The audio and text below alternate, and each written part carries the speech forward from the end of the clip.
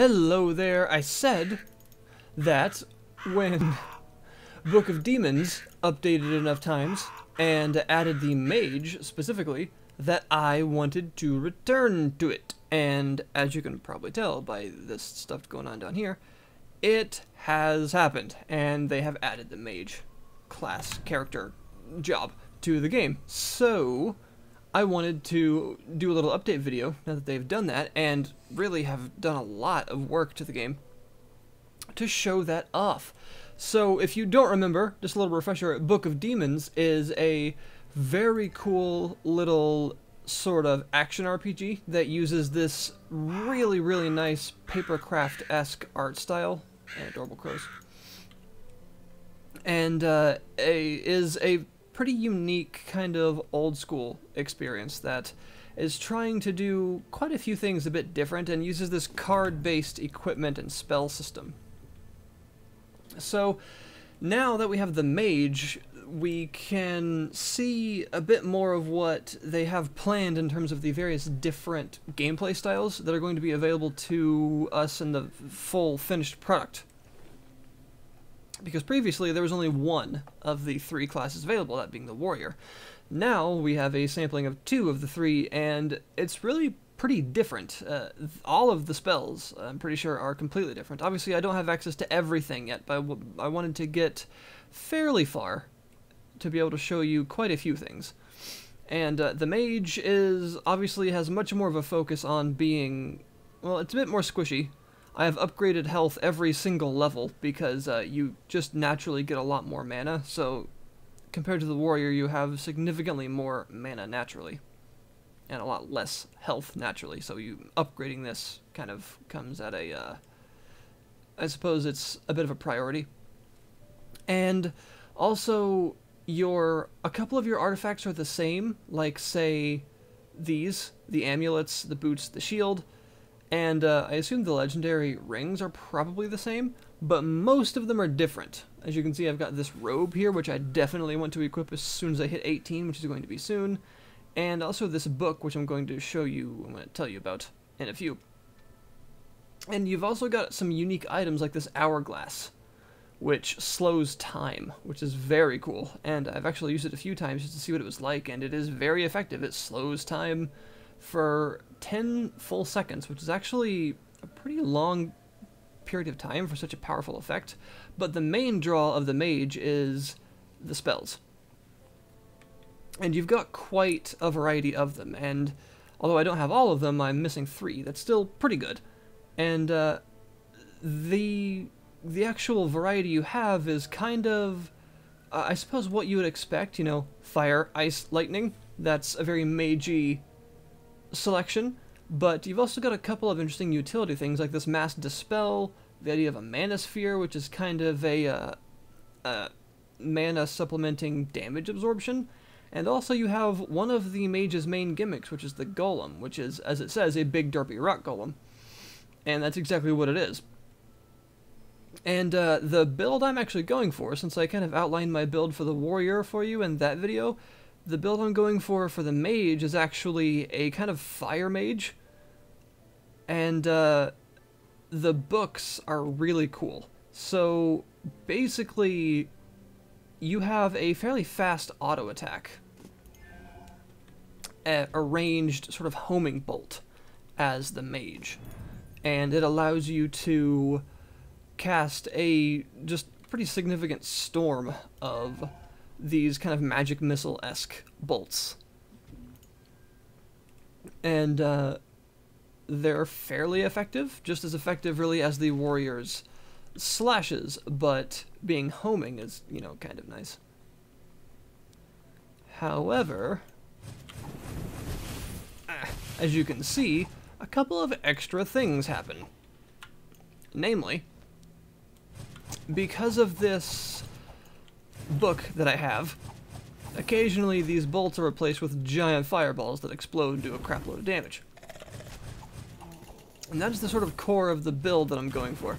The Mage is actually very interesting because it allows you to stack up several of these effects and try and create a build based on either being a kind of rather tanky mage. I mean, as tanky as a mage can be, being very agile and nimble, or relying on a lot of damage mitigation and things like that in the form of a couple of these sort of armor and other things that you can get later on. I've seen a couple of the other cards. But really what I'm going for is, I mean, really every mage worth the salt needs a summon. You need a minion to do your bidding, and in this case, my big golem here does a pretty darn good job. Also meteors. Meteors are always good. Being able to call down a few is very nice. And to spread fire everywhere. So basically, the most interesting part is this book. Now, very early on you'll get a fireball spell, and how it actually works is it prepares a number of fireballs on your right click to use. It just takes a kind of lump of mana all at once, and it allows you to, oh hey, there's 18. It allows you to right click to cast a fireball. Pretty basic, but it's nice because it's reliable, and the fireball does a nice sum of damage all at once, and also has a chance of laying down a damage over time patch of fire on the ground, of course, and it also knocks enemies back and has a 1 damage shockwave and things like that. It's just a nice kind of suite of things all at once. However, the more interesting aspect of that is the book allows you to basically give a chance for your basic attack and a couple of other things to become this fireball. So you may notice that, if I go to my cards, I actually have a level 3, a totally maxed out fireball card, but I don't actually have it equipped, which seems like a waste for a card that's maxed out. But that's because, as you can see, I'm actually casting it very reliably without even needing to have it take up space on my very limited bar here, and use the mana for it, because I'm basically getting it for free because of this level 2 Book of Fire. And that's because it has a 30% chance to actually cast the level 3 fireball on my basic attack, and you can see how fast your basic attack is. So a 30% chance is actually pretty good for an attack that fast. And I think that's what I like the most about the mage build so far, is this, what was that? This whole kind of augmenting your normal abilities with other magic effects and things like that. That's pretty neat. Now, the book at level 3 actually increases these chances even more, which I haven't quite gotten the rune cards to do that with yet. But I'm excited to kind of enhance the build to the point where it can do that. I'm getting there. Now, also, what it can do, as you can see here, the golem works into this as well. Another one of the main reasons I'm using the golem.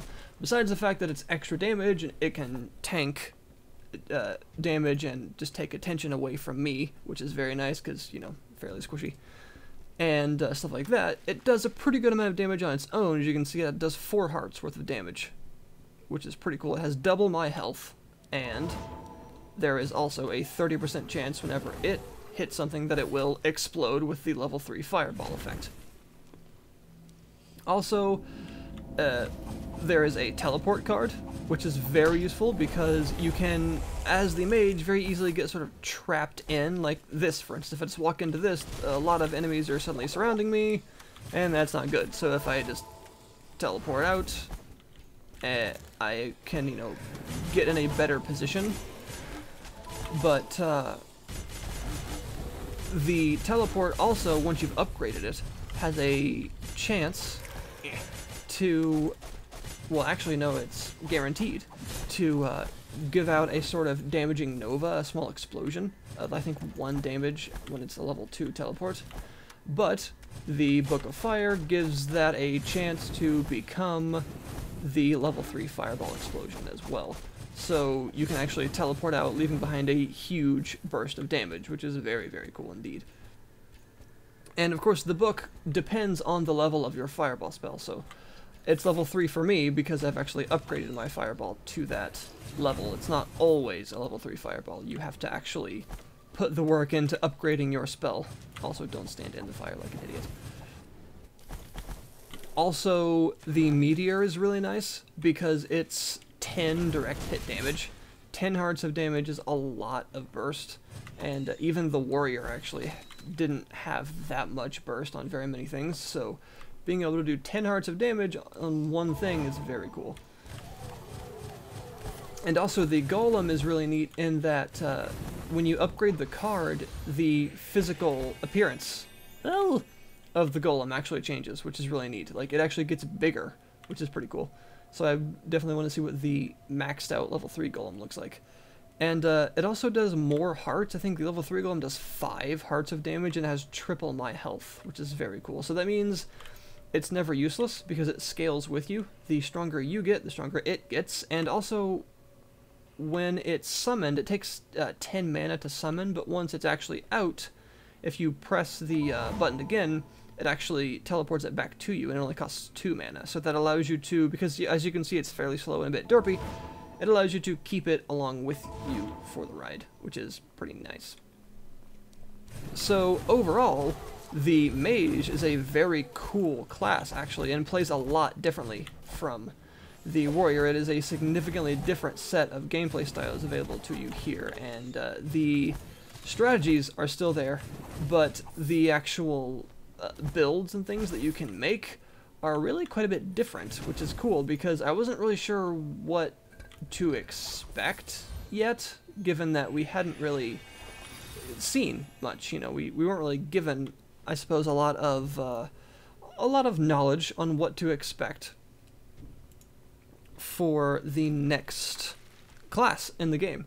But now that they've shown us exactly what they have in mind, I'm very excited to see what the rogue is like, and to just see what the finished product, the whole game, is like as a whole. Now, that's also not even to mention some of the cards I don't have yet, but what I also want to talk about for this video is the non-obvious updates to the game. Because really, the guys over at Thing Trunk have been doing an absolute load of work on this game. It has had a huge amount of updates since I have last visited it, and it hasn't even been that long. They have just put a ton of work into it, really. It's surprising to see, and I wanted to cover that because recently there have been some more kind of unfortunate, high-profile early access scams and failures, which always suck because, as we all know, the early access system is sometimes fraught with peril, and things go very wrong for people in it, which is very anti-consumer and one of the, I mean, it is really the worst part of the system, and I hate that it's there, but it is. It's, ooh, Phantom Muzzle, that's great. It's a reality of the EA system, and it's something that I wish didn't exist, but it does. So with that being said, it's always nice to be able to cover things that are succeeding and are doing very well and are using the system properly. And Book of Demons is absolutely one of those. It has done so much in the fairly short time that it's been in the early access system that it's super impressive to me just how much they've been able to accomplish with it. And a lot of the kind of early quality of life stuff has pretty much been taken care of now. So things like interface improvements, small things like the ability to use WASD movement and stop clicking from moving you. That was a problem I had, to where I was happy that they finally added WASD movement, but was kind of annoyed that clicking still moved you, because I would prefer that if I was to be able to use WASD, I wanted to use that exclusively, basically, just as a personal preference. They added the ability to do that, so you can probably hear me clicking. It's not moving me. That way, if I misclick on an enemy that I meant to click and missed, I don't walk towards them. They also added the ability for you to sit still and stop auto-attacking and attack from standing still by holding shift. So I can do this and attack in like a non-kind of straight line manner and things like that. Basically, they've addressed literally all of the kind of character control concerns. The way that your character felt by controlling it and things like that has now become basically fixed. All of the kind of issues that I had with it are gone. Totally gone. And all of the sort of interface weirdness and small problems, the very small things that you don't often think about in games because you play them as finished products, well, some of that stuff needs oiled, it needs figured out for an unfinished game in a beta or an alpha state. And sometimes, unfortunately, early access games don't even reach the point where those problems are addressed. But in this case, those have pretty much all now been taken care of, I'm happy to say. And the game feels very highly polished now, and it feels like, well, it's obvious that the developers care a lot about their game. And they have done an excellent job in kind of shoring up all those loose ends and all those rough corners, and they have really been on the path to making something very, very unique, and really happy to be playing the Mage right now because it's super fun. Also, that's a Scorpion. And really, I'm excited to see the future of this game because pretty much all of those little grievances have been taken care of now, so what's left is just kind of finishing the game itself, because now all those kind of little niggling problems are basically gone. And as sad as it is to say, that's sometimes a bit of a rarity for early access titles that unfortunately don't always get the chance to go that far.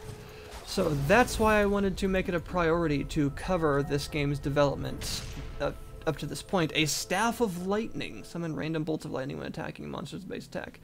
Yes. Yes, I want that. That can augment my fire casting with extra things. Definitely want lightning and fire. Also, I can equip that robe now. I need to unlock the extra slot, but that's 25k I don't quite have yet.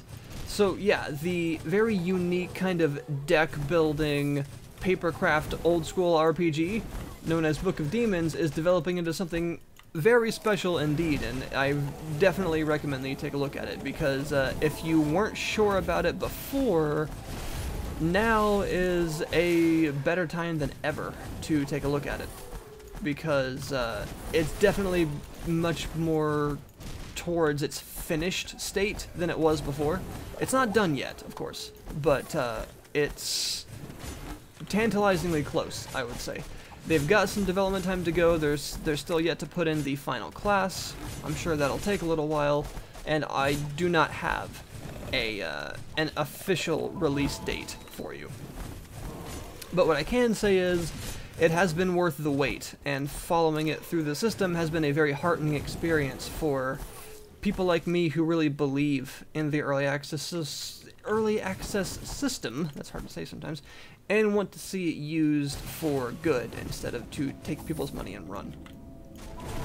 So this is a bit of an update on Book of Demons to show you some gameplay of the new Mage class, and that it is very, very fun indeed and a lot different. Some other things that I wanted to highlight really quick before I left, actually, is that they've really updated a couple of other aspects of the game that I didn't really kind of give credit for. One of the things is they've fixed a lot of the, well, pretty much all of the kind of can't clear the level properly bugs. There were some bugs that would prevent you from clearing levels at all, as in you literally could not. But there were also several aspects of clearing a level that were just a little frustrating, as in you could, it was just a little harder than it kind of needed to be. Now, on this list of things up here, once you get very, very close to clearing out a level completely, once you get to 5 items or less remaining on a level, including things laying on the ground, barrels, enemies, even if the enemies haven't been, like, you haven't spawned them yet and things like that, they will show up there a little number, and you can hover over the number and it will tell you what you're missing on the level that you need to clear it, so that actually clearing out a level is significantly less frustrating than it was before, which is nice. Very, very nice, in fact. And it makes the idea of actually getting through a level to the end and clearing it out reliably much more easy, I suppose, and not nearly as frustrating as it used to be. So pretty much all of the frustration when it comes to getting all those level clears is gone. and it's not buggy anymore either. And also something that I really wanted to focus on that I totally forgot to talk about was the visual aspect of the game. Now, you can probably tell that it has a very, very unique art style, but what I mean is the levels themselves have been visually updated significantly to look not just better, but a lot more varied. The game, even from the beginning, had this very, very cool art style, but it wasn't just that. A lot of the levels now look different. So I'm in the second part of the 3 areas. There's the kind of ruin, cathedral-y part of the game, the first part, and then there are the catacombs, and then there's hell. But now there's a lot more visual variety in the 3 parts, and the area I'm in now, the catacombs, as you can see, this part actually looks different from the last part that I was in. It's all kind of purpley, and there's these kind of pillars everywhere, and by the way, now stuff can't hide behind pillars anymore, because when you hover your mouse near them, they go translucent, which is, thank goodness for that. And it looks really cool, actually. They have significantly updated pretty much all of the areas, and you'll see a lot of wall decorations and stuff now. You have, like, these sort of portcullis things and skeletons on the walls, and the previous area you might have seen, like, kind of tribal-y decorations on the walls and things like that. It's pretty cool. They've done a lot of work in actually adding a lot more personality to the various areas throughout the game and making them a lot more varied, so that even though the game does use procedurally generated dungeons, they all feel very unique, and they just feel like a joy to explore and don't feel, I suppose, cookie cutter or put together via an algorithm, and they visually are very, very nice looking and very pleasing to the eye. So that's something that I totally forgot to actually focus on, that I really felt needed to be talked about, because it's really cool what they've done with that, and they've really made it look significantly more varied visually, and it's quite a feast for the eyes, really, because the papercraft art style is not something you really see with games, and it looks really, really cool. So yeah, that is very deserving of a mention, and I totally forgot. So anyway, thanks again, and I'll see you guys later.